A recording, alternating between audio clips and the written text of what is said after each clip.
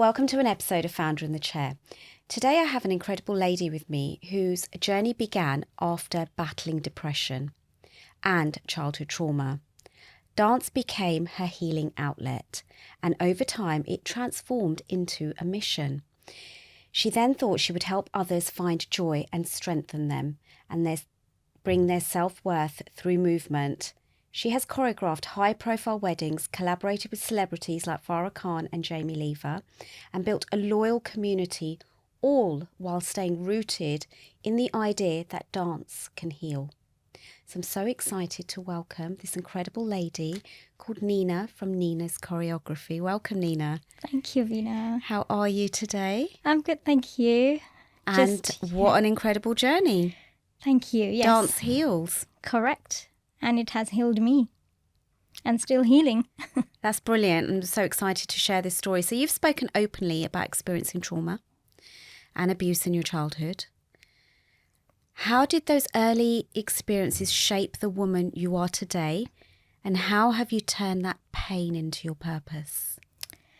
So when I was 5 years old, that's when I started choreographing. Okay. That was the age when I started. And at that time, there was no social media, there was no YouTube, nothing, right? So I was just choreographing, and I choreographed my uncle's wedding for the first time. Wow. And At that age? At that age, yes. So I was already creative at that age, thinking of moves. And, I was already like a Bollywood fan at the age of 5, so you can imagine. Yeah. My parents sent me to India. So I come from this very small island called Mayotte. Okay. It's near Seychelles. Okay. Yeah. So it's a French island, very small French island. And back in the day, my parents thought, why don't we give education in English to our daughter? Uh-huh. This way, she's kind of global if she speaks English, because in Mayotte there was only French, which they thought, let's give her exposure to English and send her to India to the grandparents' house to study. Okay. And at that time, obviously, I was disheartened. I was broken because I'm like, why are my parents sending me to India? At that age, you just don't know, right? They are obviously thinking good for you. And I stayed with my grandparents, my extended family. That's my dad's side. And my uncle, my aunts, everybody lived together in one kind of small house. Mm-hmm. And every day, I used to think of my parents, and, at that time, the phone calls were very expensive. There was no such thing as WhatsApp or any of that, right? So the calls were very expensive. That they used to call me like once, probably every 3-4 weeks, just to check on me, During that period, my uncle, aunts used to hit me, abuse me physically. And I was all alone, nobody around me saying anything, my grandparents not supporting, or even like saying anything to the uncle, aunts who are being abusive. To a point where I used to bleed from my arms, my face used to be red. My parents didn't know any of that. They didn't know absolutely nothing what was going on with them, with me. And I was so scared to even mention anything to my parents because they're far away. And at that age, I was like, do I need to stress them out about what's going on? And it kept going on for 3 years. Trauma after trauma, physical abuse, verbal abuse. After that, my mom came. She used to visit us every 6 months, me especially, obviously. And she thought I'm happy. Right. And my dad, same, thought I'm happy. And at the time, our financial situation wasn't that great. So my parents have gone through a lot in life, to be where they are today, basically. And they're my super inspiration, I'll tell you. They are the one who's given me the strength, the things that I go through day by day. They are the ones, actually, who's showed me the right path. After 3 years of physical, mental torture from my extended family, they sent me to boarding school. Okay. To study there. Little did I know, one thing for sure happened, the good thing happened, is I came out I was me. You know, at that age, I think I was about 10 or something. It brought me that who I am as a person, because in boarding school, there's no families, there's nobody, there's nothing, right? As such, favoritism, nothing like that. Yeah. You're on your own. Yeah. Deal your life with yourself, you know? Yeah. And that's how I dealt my life. Good thing happened is I started my Bharatanatyam training there, dancing. Okay. And that's exactly when I found the joy, you know? I kind of let loose myself. I felt, wow, you know, every single day. I kind of got that strength in me. And I'm like, yeah, you know, this is something I want to do for sure. And I continued dancing. I continued performing on big stages.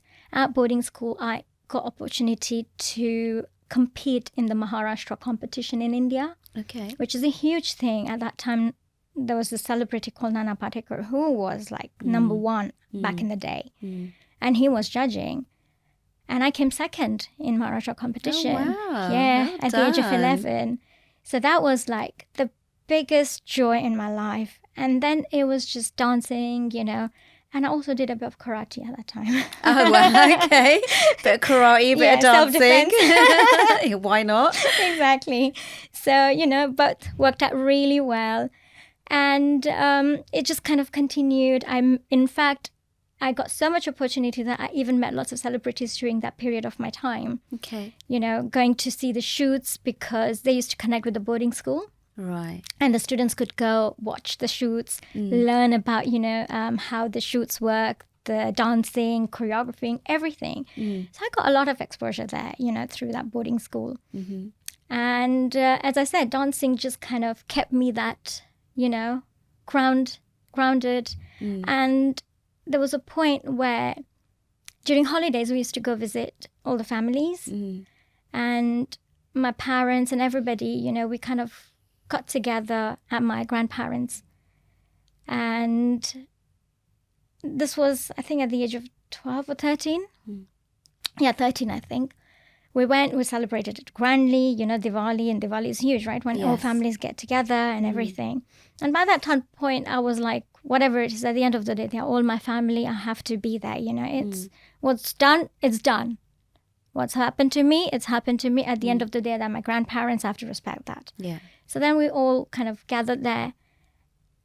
And actually, my parents weren't there. I went, my parents were going to come 2 days later.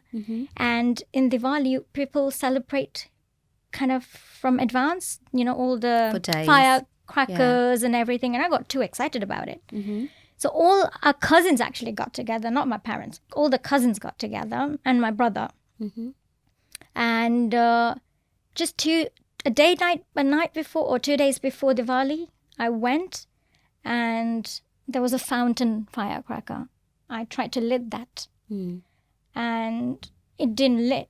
So I ran back thinking, oh, you know, something's going to happen. But then nothing happened. So I went to see, and that's exactly when it exploded on me. Oh, my God. So my face was burnt. My arm, still have got the scar. So the entire arm, everything. So throughout the night, I was in agony. Yeah. No one took me to the hospital thinking that, oh, you know what, we'll take her next day. Yeah. Because in the middle of the night at 12 o'clock, who's going to, there's emergency services, you can take me to emergency, you know, those sort of things. But a couple of my uncle just kind of put my arm in under the water, put whatever the Colgate stuff, you know, and everything. But I was in so much pain. Nobody cared. My brother throughout the night using a fan, he was fanning my arm because it was 3rd-degree burn. So you could see my veins basically. So it was really, really bad. And I had kind of, all my face had, you know, marks around. Yeah. And my parents learnt about it the next day. They flew immediately and took me to the, obviously, doctor, private doctor, got everything done, had the, the bandage for about a year because it took that long to heal. Yeah. And within that period, my grandmother said, look at you, who's going to marry you? You're so dark and ugly. And you're all burnt. You're not going to find anybody. At that point, I was shattered, basically. I'm at the age of 13, 14, you're a teenager. Somebody tells you that. And you've just had an accident. You didn't ask to be burnt. God. I didn't ask to be burnt. It happened. It's not my fault. Mm. And I was like, wow, okay, so what? I'm never going to get married just because I'm dark and ugly, And at that point, I was gone. My confidence level had gone. As I'm like, so basically no one will be my friends either then, I won't have any friendships. But then one girl who was very sweet actually said, why do you bother so much about what people say around you? You're a confident girl. You're so bubbly. People love your nature, your character.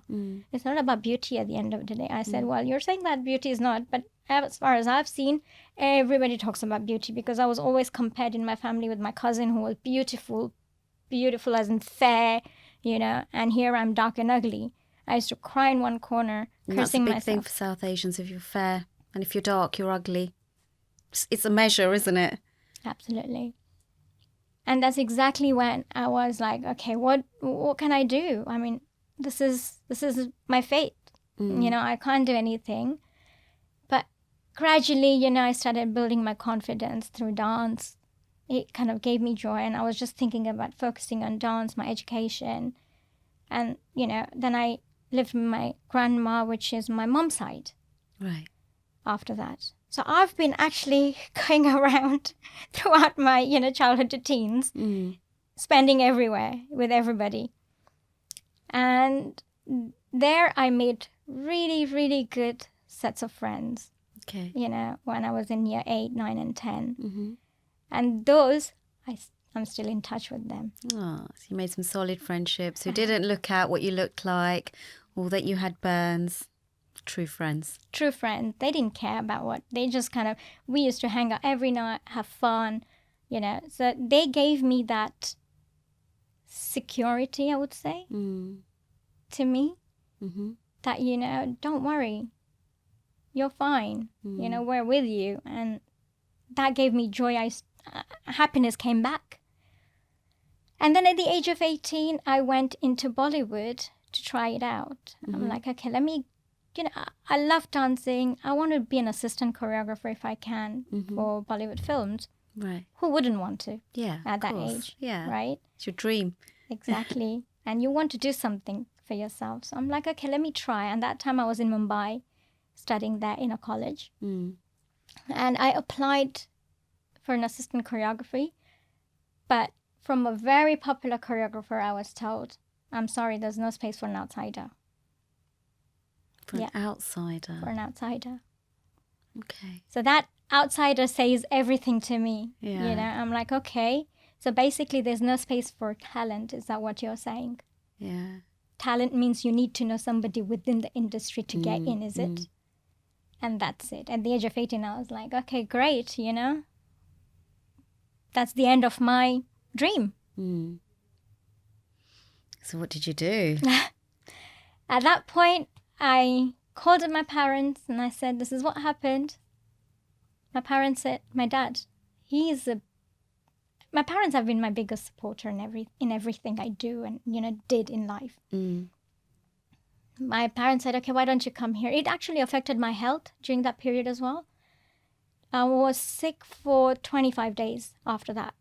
Like literally, I had lost weight to a point where I was 20 kilos.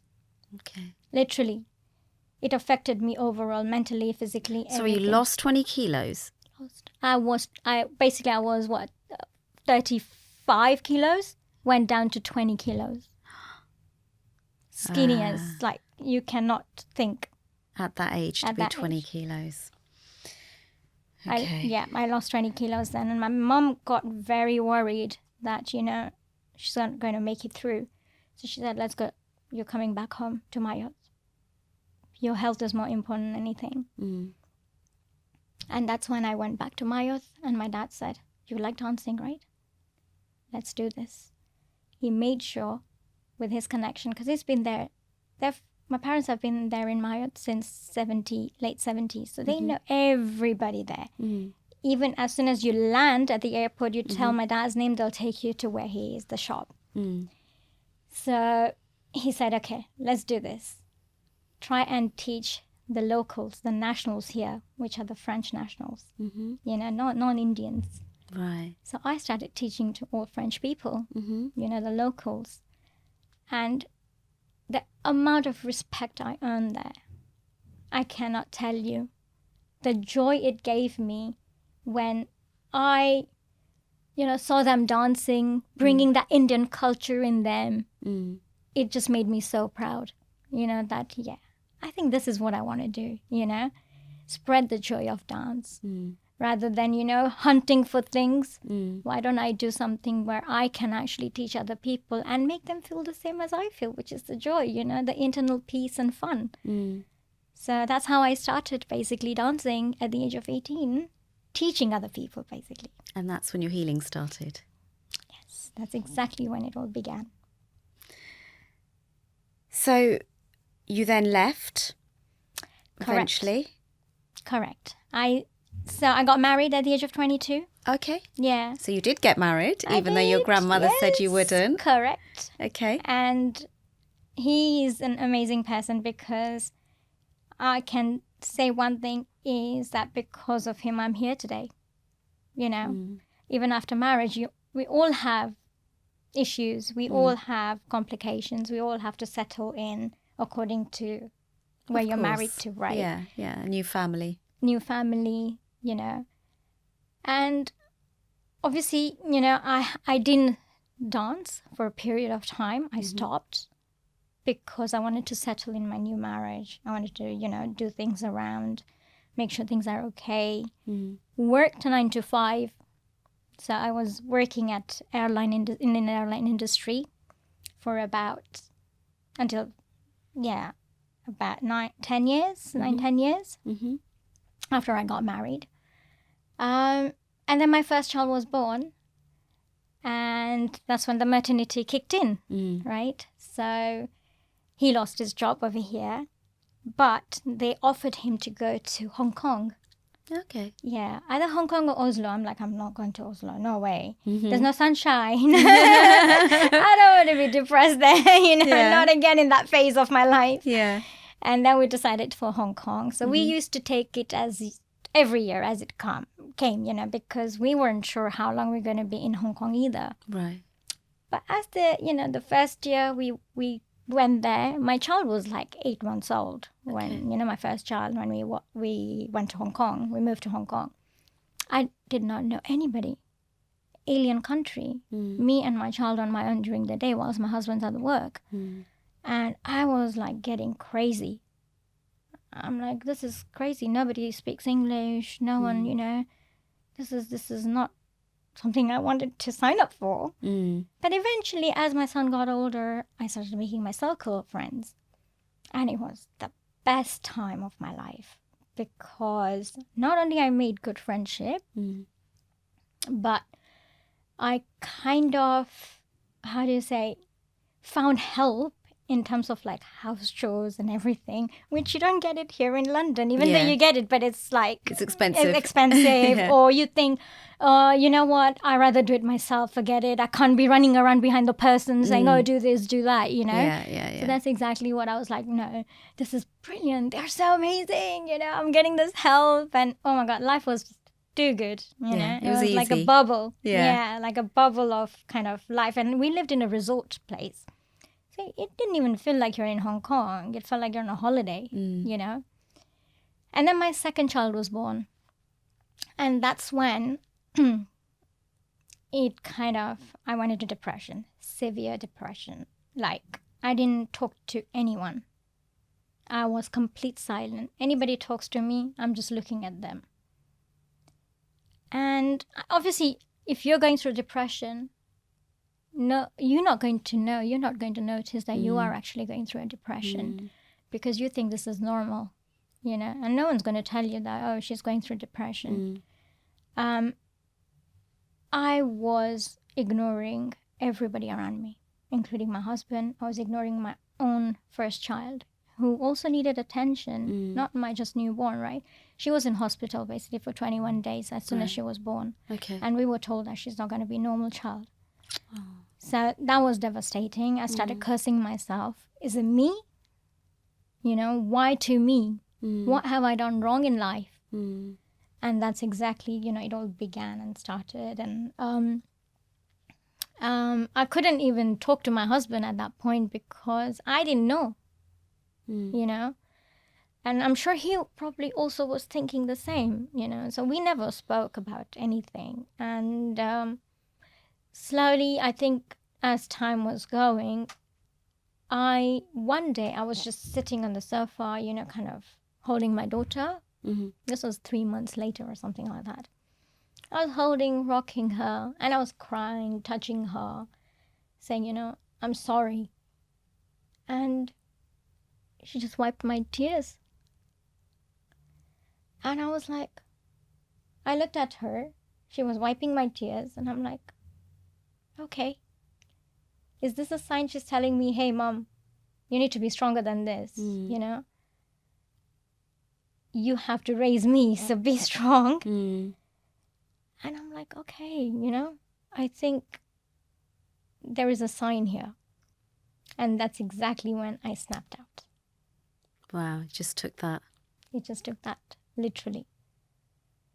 I had put on so much weight, Veena. I had put on like, from size 6, I went into size 12. I was eating so much over that period because obviously, you know, I was in depression. I didn't know myself I was going through that depression. But as soon as she wiped my tears, I'm like, okay, you know what? Thank you for snapping me out. I know exactly what I need to do now. Very next day, I went and kind of did my haircut, and, you know, I'm like, okay, I need to look back who I am now. Yeah. Just for these two, my children who had my strength, I need to do something about it. And boom, I took my daughter on my sling, and I went and I did everything. And then my really good friend who was a Zumba instructor there in Hong Kong, she always told me, Nina, come to Zumba. And I always ignored. I'm like, no, you know. Because obviously I was going through depression. I didn't know myself.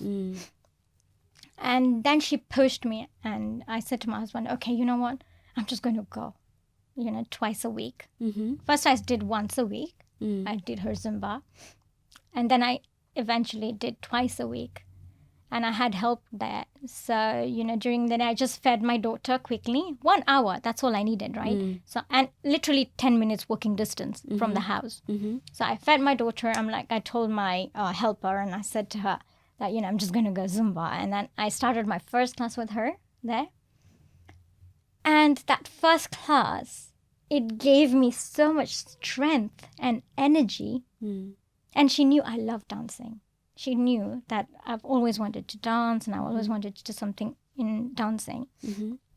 And she said, why don't you just do something that you like? You know, I said, look, first I need to gain confidence in myself. I've put on so much weight. I need to be fit again.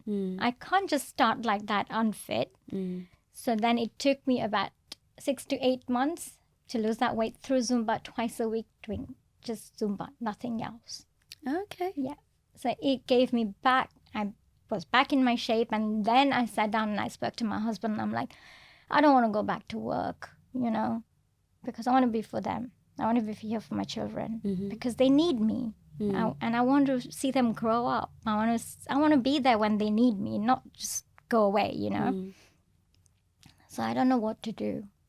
And then he said, oh, you like dancing? Why don't you do something dancing? And I'm like, that's true. So then I started my Nina's choreography journey there in Hong Kong. And my first client, she found me on Facebook. I created a Facebook page. Yeah. And the Hong Kong forum, Indian forum. Yeah. And I just put my word out, my name. And this lady called me, and she said, we would like you to come and choreograph our dance. I'm like, I got my first client. Yeah. You know? Brilliant. Through Facebook. Through Facebook. Brilliant.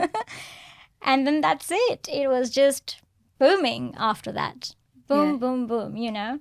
And little did I know, I was actually the first one to introduce kind of a Bollywood wedding choreography in Hong Kong. Nobody was doing it. Ah. And I didn't know. And to a point Uh-huh. where, in Messenger, you have hidden messages, which unless you open it, Yeah, they don't come up. Yeah. they don't come up, right? Mhm. I didn't know there were messages there. I was pretty bad at how to function the whole Facebook and everything. It was new to me. Mhm. To a point where after a year, I realized I had like 100 messages there. Wow. So imagine all those I missed out. So all those clients I missed out. Yeah. By that point, after 2 years in 2016, we moved back to London. Oh. So then you restarted your business here. Correct. So Nina's Choreography just moved to the UK. Moved to UK. Nobody knew anything. I did want to start here, Yeah. but I was like, how do I start? Mm. How is Nina's Choreography be known here? Mm. No one's going to know who Nina's Choreography is. No one's going to enroll. I was popular back in Hong Kong, Mm. but I had to wrap up everything. Mm. Now I'm here. Took me about 6 months where I got my Zumba license. Training I did. Mm-hmm. So you have to train for Zumba. Okay. It's not just like, okay, I want to just start. There's no such thing as just start. You have to be licensed and you have to do training for that. Right. And you can't even use the word Zumba until you're licensed, which has, a fee to pay for that. Okay. So only people who are members and are Zumba licensed can use the word Zumba. Otherwise, you're not. Because Zumba is a trademark where only trained people are able to use that. Right. Okay. And I did that, and my husband just try. If it works, it works. Mm. But before that, I thought, you know what? Let me approach a few dance companies, right, to gain experience because I'm new. I don't mind. Okay, I'm in my early 30s. Okay, it's okay. It's never too late, to just go around and work for someone else. Mm. Nobody responded. Not one dance company replied to me with your experience. Imagine I've got so much experience. I'm bringing that experience. Nobody cared. So what did you then do? I'm like, okay, I need to do my own research. Mm. How to, start a business. How to register your business. What to do. How to market yourself. I had to do all that research by myself. Mm-hmm. The first thing I went onto the .gov.uk, registered my business. First thing I did that. I'm like, step 2 now. Mm-hmm. I'm licensed. I've got everything. I've got my page running, Choreography page on Facebook. Where am I going to get the people from? Nobody knows me here. Even though I've lived in this country for years, since 2002, nobody still knows me because at that time I was working. It's not like something, I wasn't in the entertainment industry where people would know me. Yeah, yeah. So this was something I had to fight and battle for about 6 months after I decided. I had only 2 people attending the class, and these were my neighbors. Oh. They're like, we're here. I'm like, thank you for your support, That's very sweet of you. Yeah. So I just did it for fun at that time. The 6 months, thinking, okay, slowly, maybe, word of mouth, something might happen. Nothing happened. And then one day, I was like to my husband, I'm like, okay, you know what? I think this is not working. I don't know what to do. At that point, anybody would give up after 6 months, trust me. Anyone would. But mentally, there's no way anyone can hold on up to 6 months thinking, okay, you only have 2 clients. Yeah. Yeah, you better go to 9-to-5 job. Yeah. You're guaranteed work, income. Yeah. Easier. But I wanted to be with my children. I didn't want to sacrifice that. So my 7-year-old, my older one, my son, my husband's like, okay, you know what? Why don't you do this, yeah? Print some flyers, go around the houses, put the leaflets around the houses, letterboxes. I'm like, oh, that's a good idea. So I printed about 100 flyers. Me and my son one day took the car and we all went around my area, dropping the flyers around. And out of blue, this mom calls me and she's like, oh, I got your flyer. You do Zumba. I'm like, yeah. I do, and I'm like, my niche is Bollywood inspired Zumba because nobody does this, and I was the first one to introduce Bollywood inspired in this country. Oh, wow. So for me, I'm like, that's something, my kind of stamp, and she's like, okay, I'll give it a go. And I'm like, great. And she tried. Mm-hmm. She went and told few other moms started, and then they all kind of, from 2 it grew into 20 people. Brilliant. And I was like, wow, so what works really? The old school way. The leaflet dropping. What year was that? That was in 2017. Okay. I came back in 2016. So you were doing Facebook, leaflet dropping, word of mouth. Word of mouth.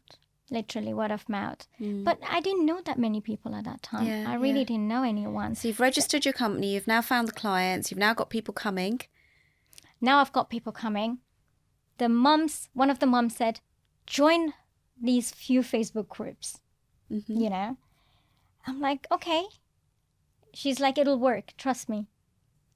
I'm like, okay, I'll try. Since you're saying it, I trust you, because that lady is the one who brought me 15 people to my class, and she's the one who encouraged me to do kids class, where she got the entire school Indian children to come to my class. It takes one person. I'll be forever grateful, and till today I tell her, you are the reason why I'm here, you know that. That's brilliant. Brilliant. She's like, no, you did not give up. That's why. I'm like... So how do you use Bollywood dance and Zumba fitness today to help heal others, feel confident and find joy? So for me, as I said, dance healed me. Yeah. And I just wanted to portray that to whoever came to my class. You're a big smiler, like you've just been smiling through this whole interview, and I'm guessing when you're dancing you're like really smiling, and and it's contagious, isn't it? Everyone else starts smiling as well. So everyone must leave your class really happy. Oh yes, that's one thing I love, is when I see the smiles on everyone's face at the end of the class. They say, Nina, you've killed us today. You've killed us today. Yeah. But you're just too good, and that gives me joy. And where do you teach? So I run them in Harrow, North Harrow Methodist Church, Whitmore High School, Noe Hill High School, so more Harrow Pinner. So what if someone's not from your area? Do you do it online, or do you have an app? Yeah, so I do online, Zoom. Okay. They can join on Zoom, the Zumba classes. Uh-huh. Wedding choreography works everywhere. So wedding choreography, I do it on Zoom as well. Mm-hmm. I had lots of clients on Zoom, wedding choreography ones, which worked out really well. But face-to-face, I cover all the HA areas. So it doesn't have to be like, from HA 0 to HA 10, the entire, I cover that. And so it's just that I love transferring that energy to other people. So then when they come to the class and when they leave, they feel happy, because that 1 hour that can transfer that energy to someone else, which can change their life too. That's what I feel. Absolutely. So you are the business. Mm-hmm. What happens if something happened to Nina? How do you still earn? How does your business still run? Very true. So I haven't explored other than me. Yeah. Because what I like to do is, if somebody's signing for Nina's choreography, I feel Nina has to be there. Nina has to show up. Nina has to show up. They're signing for me. They want to see me. But in the long term, God forbid, something happens and you're unable to work, what would you do? How would you still get an income? That's true. I have been thinking about it. And I would love to look for the people who can join my team. Mm-hmm. But it has to be my ethos, which is transferring good energy. It's all about transferring that good kind of whatever, personal, basically. It has to be very personal. It has to You have to connect with people.